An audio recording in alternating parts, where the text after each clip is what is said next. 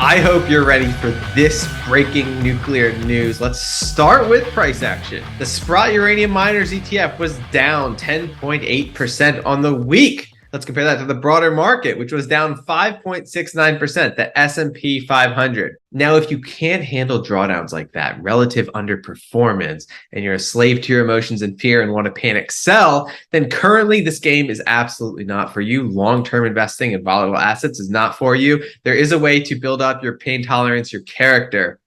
And if you have a question about that, just let me know, because it's crucial in life and in investing.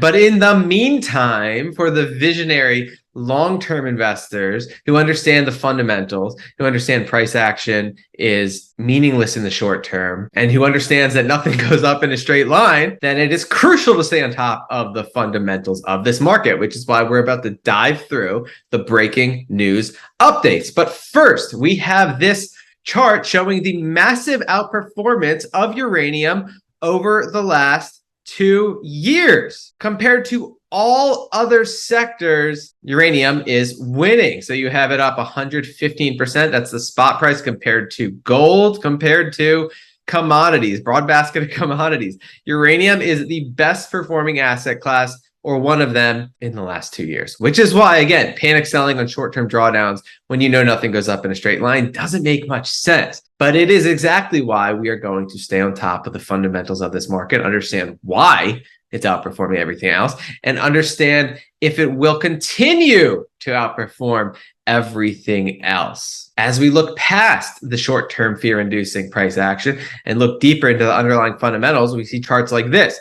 Global nuclear power capacity additions and retirements. This is the outlook. This comes from S&P Global, and it literally shows the entire history of uranium capacity, global nuclear power capacity additions and retirements. And so this chart speaks to the emerging nuclear renaissance that is unfolding before our very eyes and will continue over the next few decades, because this is a revolutionary, crucial power source. Now, you also have scheduled retirements, and that's what you can see in the orange, the pink, the purple lines at the bottom. These are scheduled retirements. And as we have proven over the last many weeks, a lot of these are not going to happen. Almost every single plant that was planning to retire is either going to be extended or they're going to build more to replace the lost capacity, because we're in the midst of an energy crisis.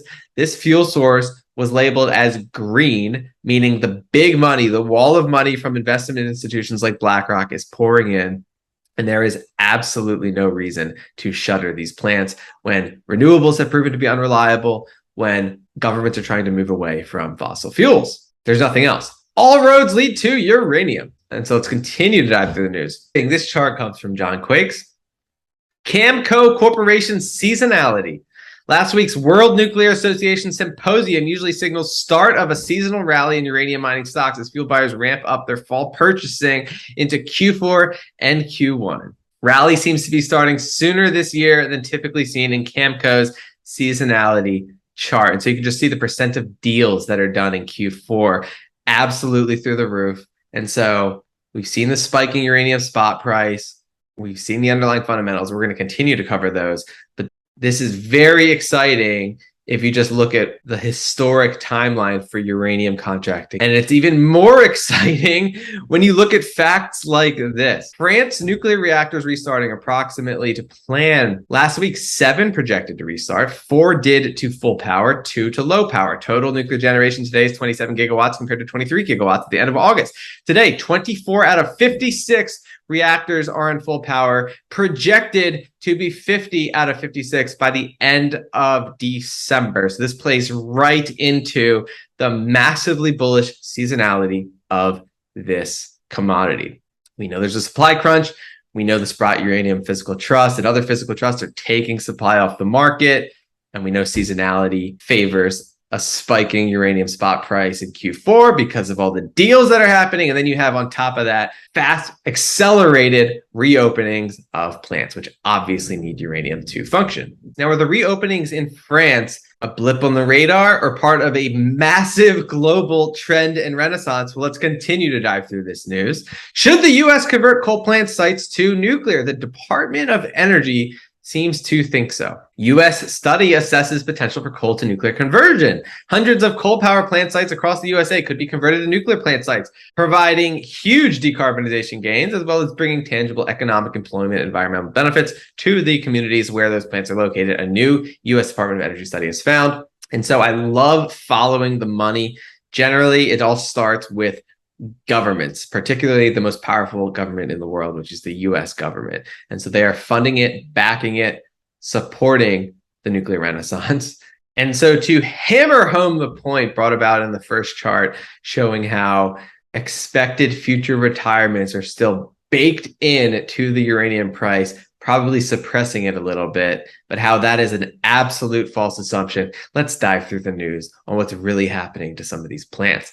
The Tennessee Valley Authority plans to run its largest nuclear plant for 30 more years. The TVA is planning to extend the lifespan of its largest nuclear plant by 2 decades. Again, this is just what happens.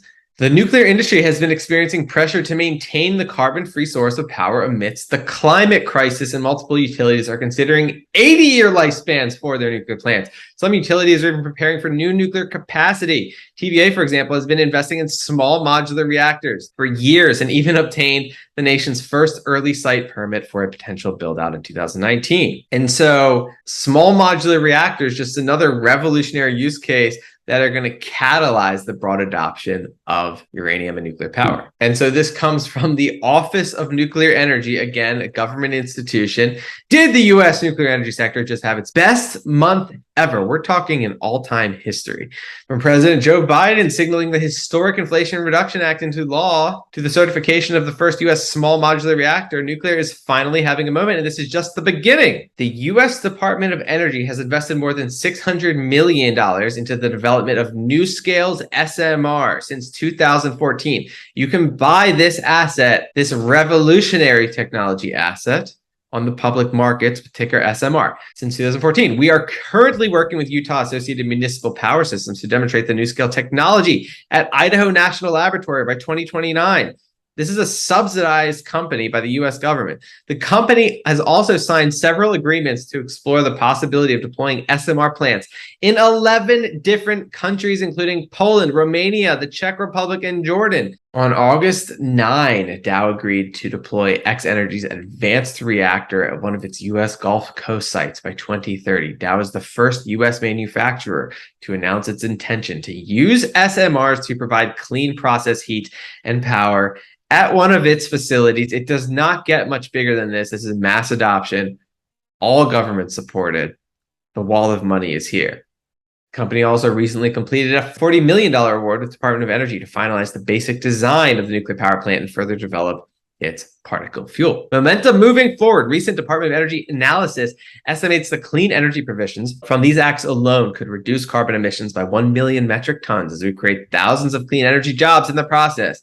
Yes, momentum is definitely on nuclear energy side, but we can't rest on our laurels to make this clean energy transition happen. Expect many more great months ahead for the U.S. nuclear energy sector as the Department of Energy continues to support the implementation of this administration's priorities to support a clean and just energy transition to net zero. I could stop there, but again, just absolutely massive what is going on. But let's go around the world because this is not just the US story. Netherlands, ULC Energy, and US-based Constellation to cooperate on SMR deployment.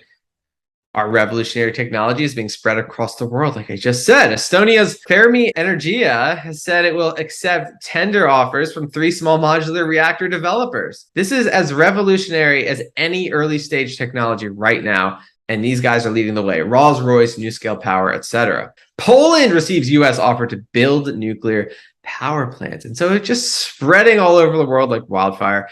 Now, just like all investments, there's always risk. The only risk at this stage to uranium and nuclear power's massive proliferation globally is a safety event, just based on the underlying statistics. It is easily in the top safest power generation sources in the world. Safer than oil, safer than fossil fuels, safer than solar. Less deaths caused by nuclear power. But we do have the situation in Ukraine, so let's dive over there. What is going on with that one nuclear power plant in the midst of a war zone? Ukraine's nuclear plant's main power line restored, IAEA says. The International Atomic Energy Agency released a statement Saturday. So they are actually on site monitoring this, giving us live, real data of what's going on. They released a statement Saturday saying the main power line to Ukraine's nuclear power plant is working again. The agency said all 4 main external power lines for the nuclear plant were shut off in recent weeks, with Russian shelling causing damage to them. Now, again, no one is more incentivized to keep this plant safe than the 2 parties at war, Ukraine and Russia.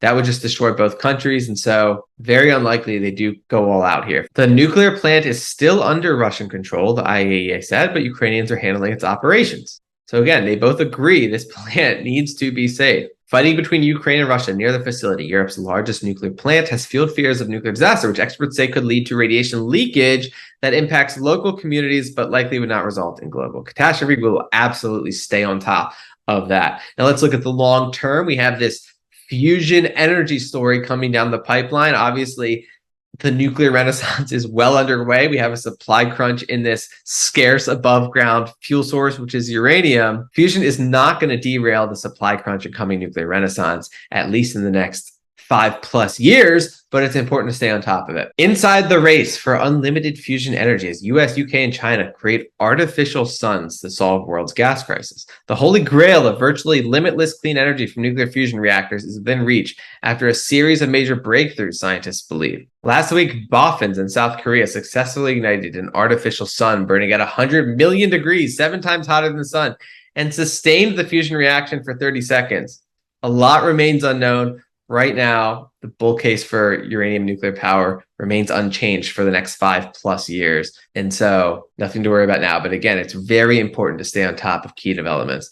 And so we're still in the early stages of the research and development of this fuel source. And this is a clear indicator that the nuclear power and uranium fuel source we've been covering isn't going anywhere soon, because in December, researchers in China revealed they had made a string of immense breakthroughs with their own tokamak fusion reactor called EAST. They were able to sustain a superheated loop of plasma at 70 million degrees for more than 17 minutes, the longest ever period. Now, if this was a threat to uranium, the Chinese government would not be doing this. China, Beijing approved 4 new nuclear reactors at cost of $11.5 billion. No country is spending more on nuclear energy than China. They're dumping massive amounts of money and just building nuclear reactors all over their country. They want their country to run on nuclear, even though you have this down the pipeline. But again, if you're investing for the next 5+ years at least, the nuclear renaissance continues to unfold, but we will stay on top of all developments, all risks, all threats to this trade. Thank you guys for watching.